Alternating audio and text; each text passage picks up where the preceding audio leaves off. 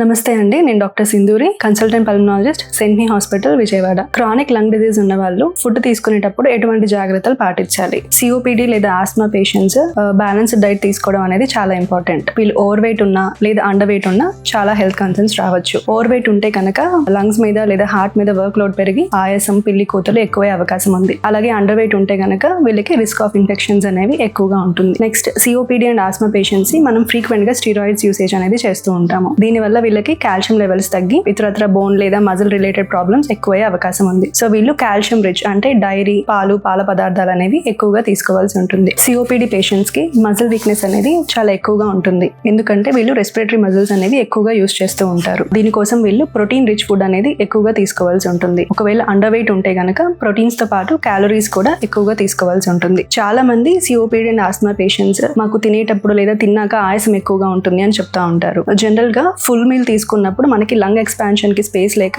చాలా మందికి ఆయాసం అనేది వస్తూ ఉంటుంది. సో ఫ్రీక్వెంట్ స్మాల్ మీల్స్ అనే కాన్సెప్ట్ ని పాటిస్తే గనక చాలా వరకు మనం తినేటప్పుడు లేదా తినంగానే ఉన్న ఆయాసాన్ని తగ్గించుకోవచ్చు. అలాగే తినడానికి ముందు ఎయిర్వే క్లియరెన్స్ టెక్నిక్స్ యూజ్ చేసి కఫన్ని కనుక మనం క్లియర్ చేసుకుంటే చాలా వరకు మనకి తినేటప్పుడు దగ్గు కానీ ఆయాసం కానీ వచ్చే రిస్క్ తగ్గుతుంది. అలాగే సాధ్యమైనంత వరకు తేలిగ్గా అరిగేవి, గ్యాస్ ఎక్కువగా రాని పదార్థాలు తీసుకుంటే గనక మనకి బ్లోటింగ్ లేకుండా ఆయాసం లేదా దగ్గు అనేవి తక్కువగా రావచ్చు.